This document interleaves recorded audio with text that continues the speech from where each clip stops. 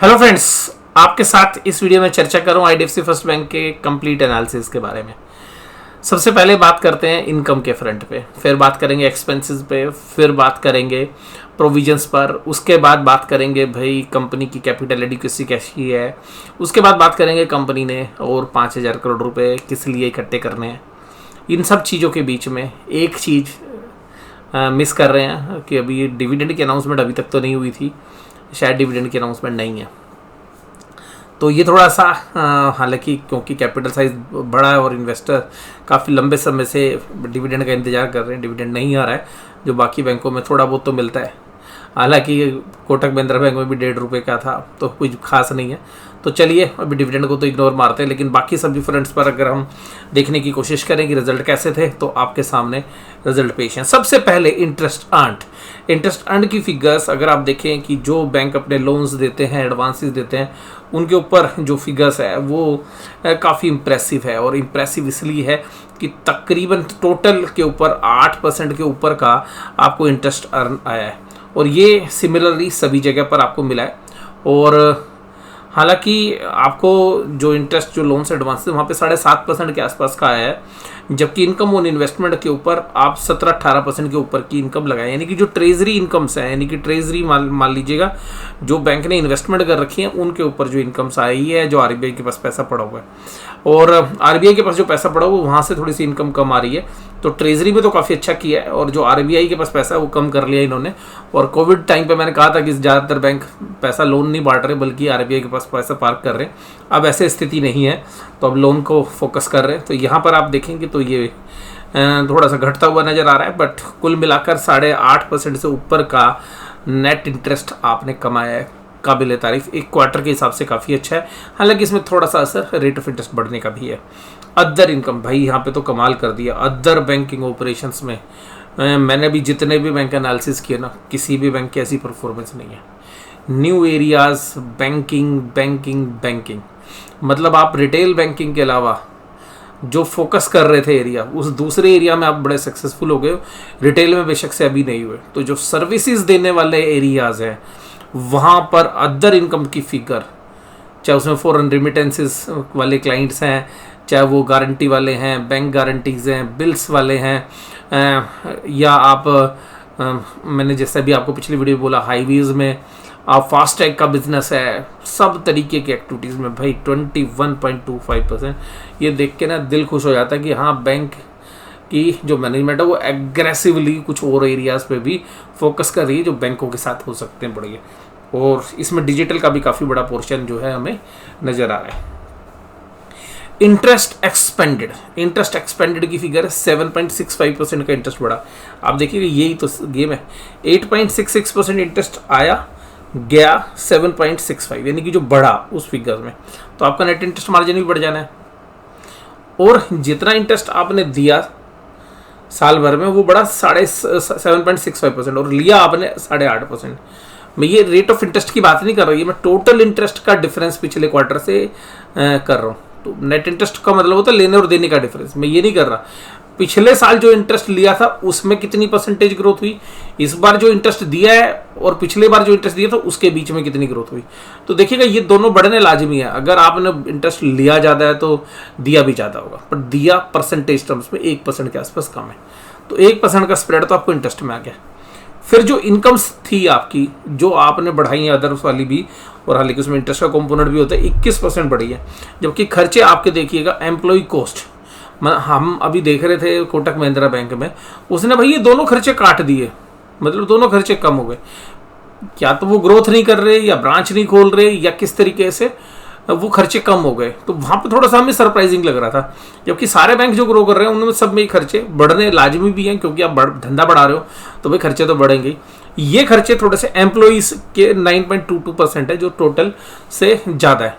But मैं इस खर्चे से ना ज़्यादा चिंतित होता नहीं हूँ। और मुझे ये खर्चा अगर बढ़ रहा होता है तो इसमें एक और चीज़ बहुत अच्छी होती है कि बैंक बेशक से अपनी इनकम 8.5% बढ़ा रहा है और ये 9.25% है। इसका मतलब है, देखिएगा मैं किसी को ये नहीं कर रहा कि मैं जाके उसकी तारीफ कर रहा हूँ, अप्रोच करूँ। इससे एक चीज़ हमारे को समझ में आती है कि कंपनी या बैंक अपने एम्प्लॉयज़ को इम्पोर्टेंस दे रहे हैं।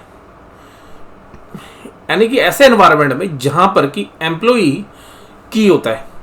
तो मुझे ऐसा देख के लगता है कि IDFC फर्स्ट बैंक अपने एम्प्लॉयज़ को बहुत अच्छे से रेमुनरेट कर रहा है, यानी कि उसको मॉनेटरी टर्म्स में, क्योंकि मैं नॉन मॉनेटरी तो यहाँ पे बैठ के चेक नहीं कर सकता कि एम्प्लॉय खुश है या नहीं है, बट मुझे फाइनेंशियल फ्रंट पे, मॉनेटरी फ्रंट्स पे मैं ये देख के मतलब बड़ा खुश हूँ कि बैंक के जो एम्प्लॉयज़ हैं वो खुश होंगे कि भाई उनको जो खर्चे हैं वो जैसी महंगाई बढ़ रही है उसके हिसाब से उनकी तनख्वाह भी बढ़ रही है। तो मुझे लगता है कि ये जो सेटिस्फेक्शन होता है ना एम्प्लॉयज़ का, ये किसी भी ऑर्गेनाइजेशन की ग्रोथ के लिए बहुत ही इंपॉर्टेंट होता है। और क्योंकि हम जिन बिजनेसेस में जो पर्सनल लेवल पे भी हम करते थे, हम यही मानते थे कि जो एम्प्लॉय है ना उसका खुश रहना सबसे ज़्यादा जरूरी है, क्योंकि असली जो धंधा है ना वो तो एम्प्लॉय ही लेके आएगा। अगर एम्प्लॉय टेंशन में है ना तो भाई आप धंधा नहीं बढ़ा सकते। तो बहुत सारे ऑर्गेनाइजेशंस रहते हैं कि चलो यार एम्प्लॉय की सैलरी काट लो, एम्प्लॉय को ज़्यादा ना दो, लेकिन जो लोग एम्प्लॉय को खुश रखते हैं, तो इस फ्रंट पे मुझे ये जो खर्चा थोड़ा सा बढ़ भी जाता है ना, ये टेंशन नहीं होती है। सेम प्रपोर्शन से थोड़ा बढ़ भी जाए तो ये ठीक है, लेकिन आप अपने बाकी ऑपरेटिंग खर्चों में सेविंग कर सकते हैं। तो यहाँ पे काबिल तारीफ है 7.68। तो यहाँ पर भी आपका स्प्रेड आ गया। तो कुल मिला के जो आपने ये जो अदर बैंकिंग ऑपरेशन किया है, इसी की जीत आपने जीत ली है। इसके दम पर ना आपने सारा गेम जीत रखा है। तो ये जो खर्चे हैं सब कम है। अब जब यहाँ पे प्रॉफिट आया ना, ऑपरेटिंग प्रॉफिट, ये गेम चेंजर। यहाँ सब में स्प्रेड आपका बढ़ रहा है, यानी कि गैप है, आपका इनकम ज़्यादा है, एक्सपेंसेस कम है।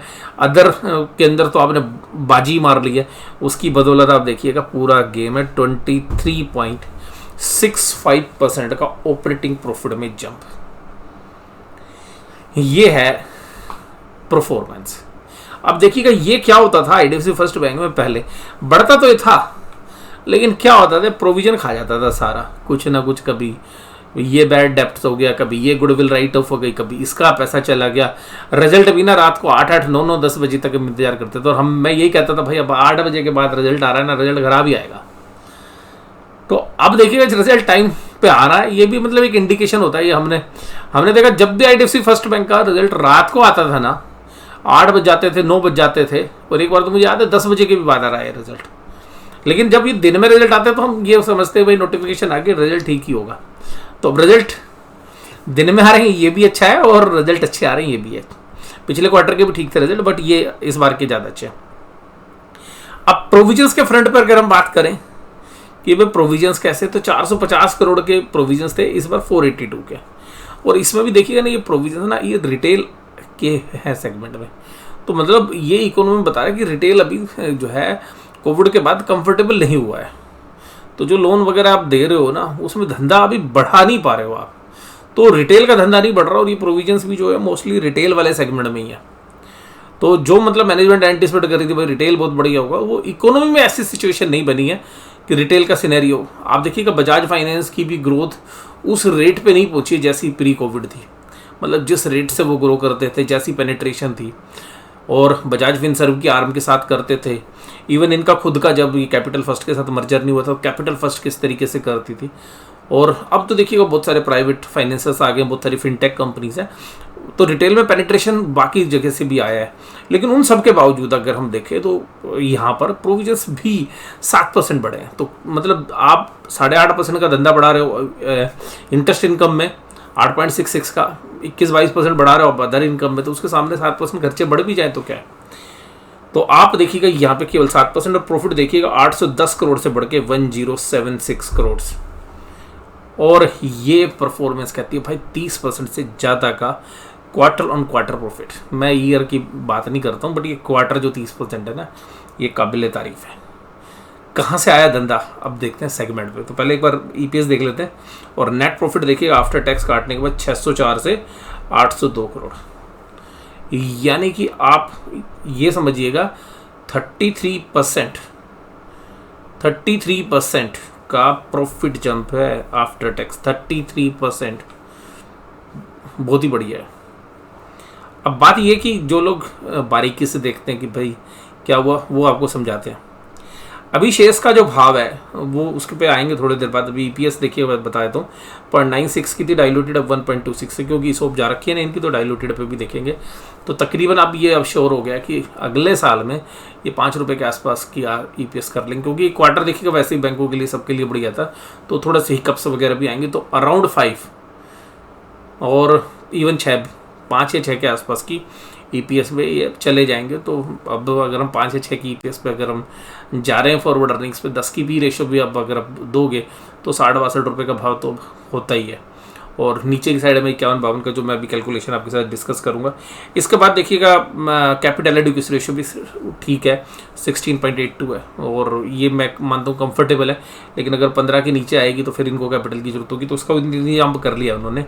तो देखिएगा 5,000 करोड़ के ये जो है डेट के थ्रू पैसा इकट्ठा करेंगे, और ये जो है 5,000 करोड़ से ज़्यादा नहीं करेंगे, बट ये इनको पता ही है कि वो ग्रोथ करने के लिए कैपिटल चाहिए ही चाहिए। तो ये जो डेट इंस्ट्रूमेंट के माध्यम से लेंगे, अनसिक्योर्ड होंगे, not limited to unsecured, redeemable, तो सारे सोर्सेज इन्होंने बता दिए किस किस तरीके से लेंगे। अब बात करते हैं देखिएगा यहाँ पे सेगमेंट की। मैं सेगमेंट पे आता हूँ तो उससे बात आपको अच्छे से समझ में आ जाएगी। सेगमेंट में देखेंगे ट्रेजरी, यानी कि इन्वेस्टमेंट वाला धंधा, जहाँ पे पैसा अपने इन्वेस्टमेंट, इसमें रेवेन्यूज में काफ़ी अच्छा जंप है। मैं उसको ज़्यादा तरजीह नहीं दे रहा, उसकी परसेंटेज देखिएगा 8.33% का मार्जिनस है, यानी कि जो PBT है, यानी कि profit before tax and provisions, 8.33% का मार्जिनस है आपकी इन्वेस्टमेंट के ऊपर। यानी कि जो इन्वेस्टमेंट के आपकी जो FD है, ट्रेजरी है, बिल से, क्योंकि आप दूसरे बैंकों में भी डालते हो, तो वहाँ से आप 8.33% कमा रहे हो बिफोर टैक्स। एक्सेलेंट। तो इसमें रेट ऑफ इंटरेस्ट बढ़ना भी एक जो है कारण है जिसकी वजह से ये रेट आ रहे हैं।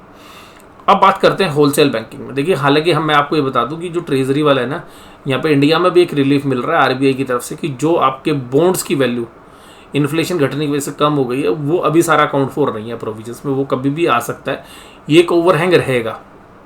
ठीक है जी, मैं उस पर भी ज़्यादा चर्चा नहीं कर रहा हूँ क्योंकि वो हमारे पास इन्फॉर्मेशन भी नहीं है पूरी। अब अगर हम बात करें होलसेल बैंकिंग पे, 179 के सामने होलसेल बैंकिंग में मार्जिनस हैं, ऑपरेटिंग मार्जिन ही बोल सकते हैं हम इसको, यानी कि PBT है 14.34%, यानी कि जो ऑपरेटिंग प्रॉफिट्स है वो है 14.34% of the wholesale banking business. Excellent. अब बात करते हैं रिटेल बैंकिंग में, तो जो जिसकी बात कर रहे थे रिटेल बैंकिंग में 6.6%। मैं यही कह रहा था, बैंक जिस एरिया को सबसे ज़्यादा फोकस कर रहा है उसी में सबसे कम है, राइट। लेकिन बैंक ने जो अदर बैंकिंग ऑपरेशन है वहां पर देखिए 16,000 के सामने 42% का ऑपरेटिंग मार्जिन, इसने सारी की सारी चीज़ें ढक ली।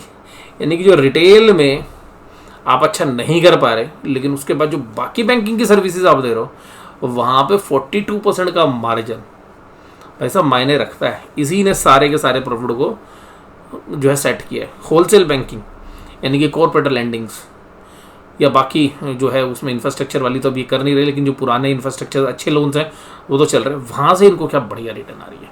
और होलसेल बैंकिंग में बाकी जो होलसेल बैंकिंग के धंधे थे वहाँ पे बाकी बैंकों ने भी अच्छा किया हुआ है, तो कुल मिला के बढ़िया। अभी मैंने कोटक महिंद्रा बैंक के भी रिजल्ट देखे थे और एनालिसिस किया, तो इसके भी कोटक महिंद्रा बैंक के रिजल्ट तो इसके सामने कहीं स्टैंड ही नहीं कर रहे।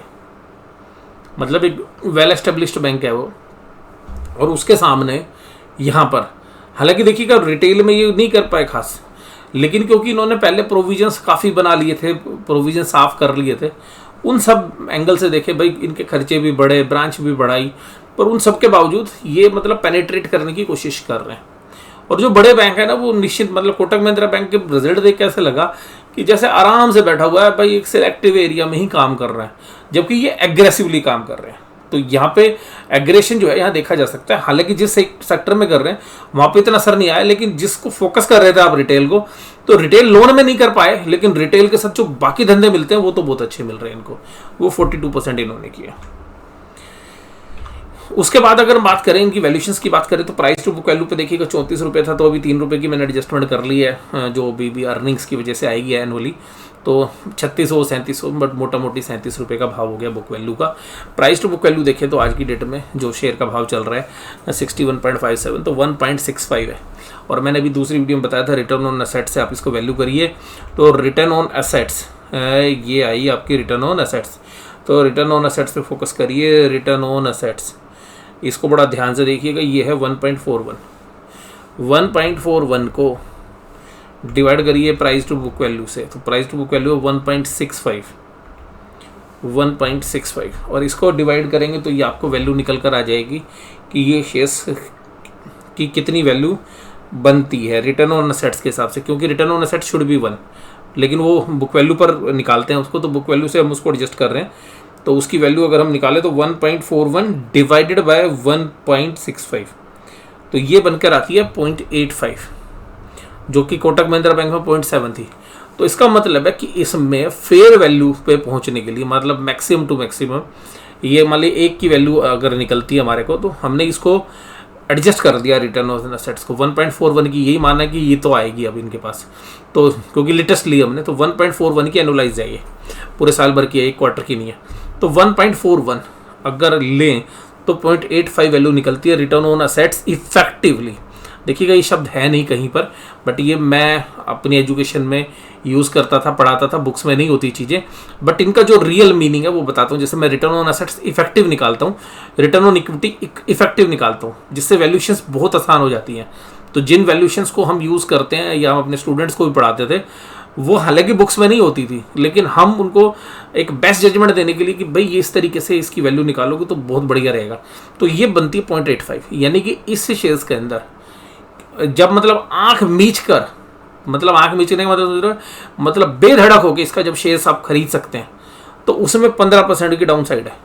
मान लीजिए अगर किसी जैसे कोविड जैसी सिचुएशन आ गया, कोई और सिचुएशन आ गई, उस केस में अगर 15% ये शेयर टूट जाए तो 15×6 9 रुपये की वैल्यू बनती है अप्रोक्सीमेटली। तो 62 में से 9 रुपये निकाल लो, 10 निकाल लेता है थोड़ा सा और सेफ, 52। तो 52 रुपीज़ के बाद अगर ये शेयर्स आपको कभी मिले तो आप इसमें बेधड़क होके फंडामेंटल प्रिंसिपल के हिसाब से आप इस शेयर को खरीद सकते हैं। यानी कि अगर ये 52 के नीचे जाएगा तो बहुत ज़्यादा दिन रुक नहीं सकता ये, क्योंकि इसकी फाइनेंशियल परफॉर्मेंस अब ये कह रही है कि 52 रुपये के नीचे ये शेयर नहीं जाना चाहिए। लेकिन मैं भाई साहब स्टॉक मार्केट में एक बात बताऊँ, कोई चीज़ परमानेंट नहीं होती। हम एक वैल्यूशंस को लेते हैं, लॉन्ग टर्म के अंदर हमने ये चीज़ें देखी हैं, ये जो चीज़ें जो वैल्यूशंस हैं, अगर ये परफॉर्मेंस आ गई और ये डिटोरिएट नहीं होगी तो भाई साहब 52 रुपये के नीचे किसी से पूछने की जरूरत नहीं पड़ती है कि शेयर्स लेना है नहीं लेना है। आप अपने विवेक से, अपनी बुद्धि से, अगर कोई मिस हैपनिंग ना हो जाए बैंक के साथ तो बात अलग है, अदरवाइज इस केस में 52 रुपीज़ बेस्ट प्राइस है। अगर यहाँ पे मिलेगा तो आप ये समझ सकते हैं कि आप जो है चीज़ सही मोल भाव करके ले रहे हो। अगर उसके नीचे मिल जाए तो बात अलग है। तो अभी भी हालांकि बहुत मतलब रीजनेबली इंडिया के बैंक इतनी वैल्यूशंस पे तो ट्रेड कर ही रहे हैं। हो सकता है कि कल आपको इसको 5-7% का इस शेयर्स में जंप भी मिल जाए, और क्योंकि बहुत सारी चीज़ें शेयर प्राइस पहले ही रनअप कर चुका है तो हो सकता है कि वो ना भी आए, मैं इस बात की नहीं कह रहा, बट मैं आपको एक फेयर वैल्यू बता रहा हूँ 52-53 रुपीज़ के आसपास। 50 रुपये से 53 रुपये की एक रेंज लगा लीजिए। ये अब एक रॉक बॉटम जो है इस शेयर्स के लिए बनेगा अकॉर्डिंग टू द वैल्यूएशंस। तो मुझे लगता है कि आपको ये वीडियो अच्छी लगी होगी। अच्छी लगी तो भैया दूसरों को भी शेयर करो। और इसकी जो मेन चीज़ें थी वो मैंने विदाउट नंबर्स आपके साथ पहली वीडियो में शेयर की है। तो बिना नंबर्स के, जिनको मतलब नंबर से थोड़ा डर लगता है और केवल मेरी बातें सुन रहे थे, वो उसमें आनंद आया तो वो वीडियो आप देख सकते हैं। उसमें भी हालांकि इसमें जो चीज़ें बताई हैं उसको हमने विदाउट नंबर्स, क्योंकि मैंने पहले ट्रैक कर लिया था, उसके हिसाब से आपको साथ वो चर्चा की है। आप हमारे चैनल के साथ बने रहते हैं, आप हमारी वीडियोस को लगातार लाइक करते रहते हैं। ये वीडियो भी अगर अच्छी लगे लाइक करिएगा। चैनल्स पे पहली बार आए हैं आप हमारे चैनल पे तो चैनल को सब्सक्राइब करिए, और इस तरीके की और एजुकेशनल या इन्फॉर्मेटिव वीडियो आपको मिलती रहेंगी। वीडियो देखने के लिए धन्यवाद। Thank you very much.